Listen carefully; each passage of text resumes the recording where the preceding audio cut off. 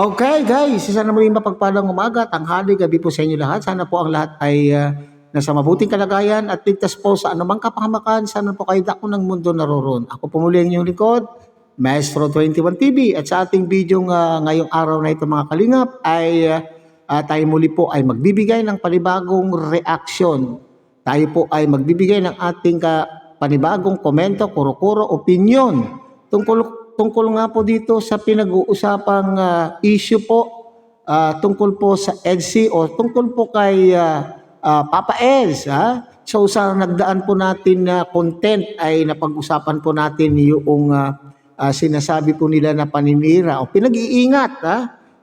May pinag-iingat po ng mga buzzers o hindi natin malaman o legit na mga buzzer ba itong mga ito or talagang naninira lamang. Pinag-iingat ang mga beneficiaries po ni Kalingap Edu. At ang matindi po rito mga Kalingap, yung matindi po dito na akusasyon, aligasyon o bintang po. Kwentong kutsero mga Kalingap.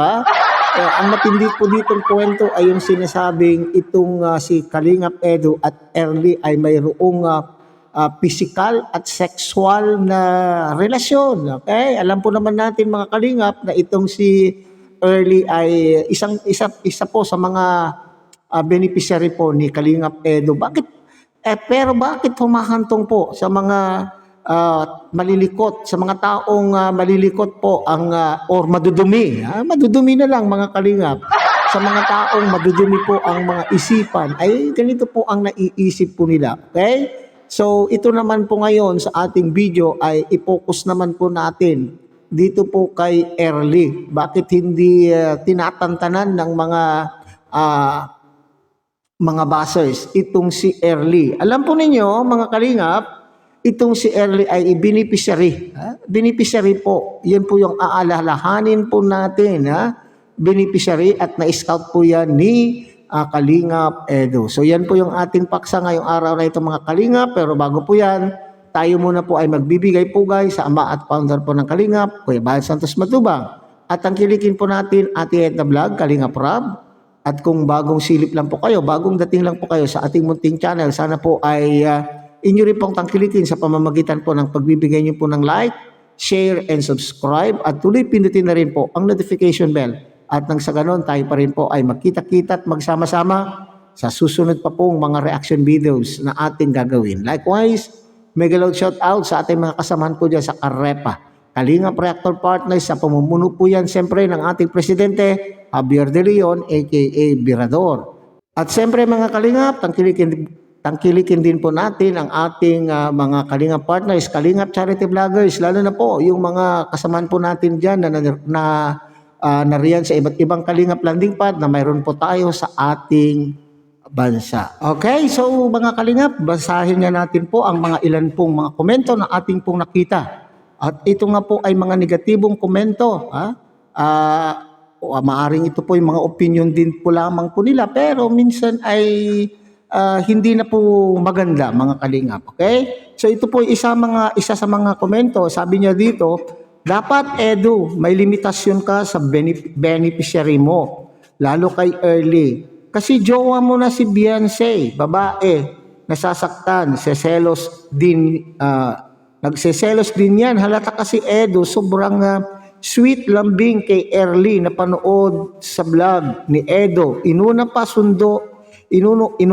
ang pagsundo kay Early sa apartment si Beyonce, sabi ni Edu. No contact kay Bian, bakit si Early lagi mo kasama sa apartment? Okay. So dito mga Kalingap, sabi ko nga kanina ay alam natin yung relasyon po ng dalawang ito. Bilang isang charity vlogger, scouter na nakadiscover kay Early at itong si Early ay beneficiary po ito mga Kalingap. Pero sinasabi dito ay limitahan daw. Tinuturoan po o pinagsasabihan po itong si Kalingap Edu na kailangan daw po ay limitahan yung kanya pong pakikipag-ugnayan o pakikipagsalamuha, kaibigan ba ang tawag po dyan o landian o hindi yung landian na yung ibig sabihin ay yung contact, physical contact, kung ano man po, pikikipaglambingan, yan, pikikipaglambingan po kay Early, kasi daw po ay nasasaktan po itong baby Beyonce. Alam po ninyo, alam ko ay naiintindihan po ito ni baby Beyonce, kaya huwag kayong mag-aalala. At ito ay naintindihan po ni baby Beyonce. Alam po naman natin na itong si baby Beyonce ay once upon a time ay hanggang ngayon ay siya po ay beneficiary. So naintindihan niya kung saan po nagmumula po yung sinasabi niyong lambingan, yung lambing po ni Papa Edge sa kanya pong beneficiary. Natural po yun po. Sana po ay wag natin po bigyan ng mali siya yung ipinapakita po ni Kalingap Edo sa kanya pong beneficiary. Ganyan po talaga yung mga charity vloggers sa kanila pong mga beneficiary. Tinuturing po nilang hindi iba yung kanila pong beneficiary sapagkat alam po naman natin kung saan nagmumula o anong pinagmulan nitong beneficiary na ito, kung anong kahirapan, anong sitwasyon ang pinagmulan po ng beneficiary na ito. Kaya sana lang po ay wag na natin bigyan po ng beneficiaryan. Wag na natin pong bigyan po ng mali siya. Naintindihan po ito ni Baby Beyonce. Hindi ito big deal kay Baby Beyonce. Kasi alam po niya, beneficiary po ito. Matagal na ito silang mga beneficiary ni Kalingap Edu. Okay, so next. Bakit naman kasi wag masyadong close kasi sa scouter, parang walang issue daw, at magsumbong ka pa kay Idol Edge. Bakit? Si BYP hindi nagsusumbong. So dapat kasi wag tawa ng tawa kung kada mo si kasama mo si Idol Edge, mga beneficiary umayos. Sabagay naman po ay itong mga sinasabi po naman po nila ay maganda rin. Para sa akin ay walang masamang tinapay kasi ito ay bilang paalala sa ating mga beneficiary para hindi mapaghinalaan. Para maiwasan ang pambabas. Kagaya po yung ang matindi ang matindi po ritong pambabas po mga kalingap ay sasabihin buntis at ginawa ang kamilagruhan diyan po sa kotse ni Kalingap Edu na foul naman na po yun mga kalingap, hindi na tama. Pero itong sinasabi po ninyo na para upang maiwasan po ang maiwasan po yung ganitong usapin, maiwasan po kung anumang sumisiksik sa mga maduduming isipan ng mga tao na hindi nakakaunawa, ay tama rin po na iwasan. Okay? Pero hindi natin masisisi nga, sabi ko, si Early, kasi beneficiary po yan. Nagiging magiliw lamang, nagiging malambing lamang po itong mga beneficiary po ito bilang tugon o bilang pagpapasalamat, bilang tugon o pasasalamat po sa kanila pong natatanggap na tulong mula po sa kanila pong mga scouter o kanila pong mga charity vlogger na tumutulong po sa kanila. Okay? So unawaan lang po, lawakan lang po natin ang ating kaisipan. Wag natin lalagyan ng dumi ang ating kaisipan. Yan Early na yan, sabi, traidor. Paano naging traidor itong si Early? Akala ko mabait yan, si Early. Hindi niya alam kung ano ang nararamdaman ni Beyonce. Babae din siya. Magtiwala lang po tayo mga kalingap. Magtiwala lang po tayo kay Papa Edge. Sa palagay ko naman ay hindi personalidad ni Papa Edge na hindi sa papatulan kundi aaswangin. Hindi personalidad ni Papa Edge na siya po ang gagawa ng hindi maganda sa kanya pong beneficiary. Okay, tingnan nga naman po natin. Itong sinasabi po bilang pagtatanggol po siguro ito mga kalingap. Ang sabi po niya, magka-close si Beyonce, apartment sa apartment, magkasama nga po yata sila sa apartment, di po ba? Dahil si mama ni Bian ang nag-request na si Early makasama ni Bian. Kilala naman na nila si Early. Kayo lang nag-iisip ng masama Teka nga, bakit selos na selos kayo kay Early? Bakit nga ba kayo ba ang GF ni Papa Eds? Tama rin na po naman, ha? So, kakilala naman po pala itong mga kalingap, ha? Magkakakilala, at itong mama ni Biancy pa po ang nag-request o nagmungkahi na sila po yung magiging kasama po ni Bibi Biancy sa kanya pong apartment. At bukod po doon, mga kalingap, ay wag naman po natin pong bigyan po ng pagkaka-stressan po itong si Early. Kasi nga, sabi ko nga, beneficiary po yan. Ang hangad lamang po niya ay makatapos din gaya po ni Baby Biancy. At bukod pa po roon, kung napanood po ninyo yung huling upload po ni Kalingap Edo tungkol po sa kapamilya po ni Early. Kawawang-kawawa nga pong mga kalingap, sapagkat noong bagyo, yung nagdaan na bagyo, ay ang kanila pong tahanan ay nawasak. Alam niyo po kung saan po sila ngayon nakatira.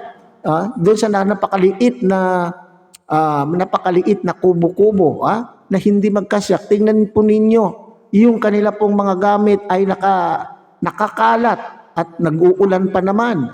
So hindi komportable ang pamilya po ni Early dito. At siguro ay inaalala din po ito ni habang nag-aaral, habang nandyan sa apartment, itong si Early, ay hindi rin po siguro mapalagay ang kanyang isipan dahil sa sitwasyon po na nakita po natin sa pamilya po niya. So sana naman po ay maging maging responsible po naman tayo sa ating pong mga sinasabi. Huwag na tayong makadagdag pa sa problema ng ating mga beneficiaries. Kung tayo po ay may pantulong, ay tutulong na lamang po tayo. So hindi naman po big deal po kay Baby Biancy itong mga sinasabi po ng mga ilan.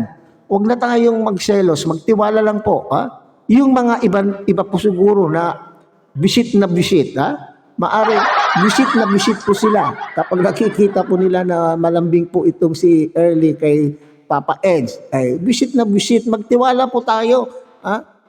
Magbigay po naman tayo ng pagtitiwala kay Papa Eds.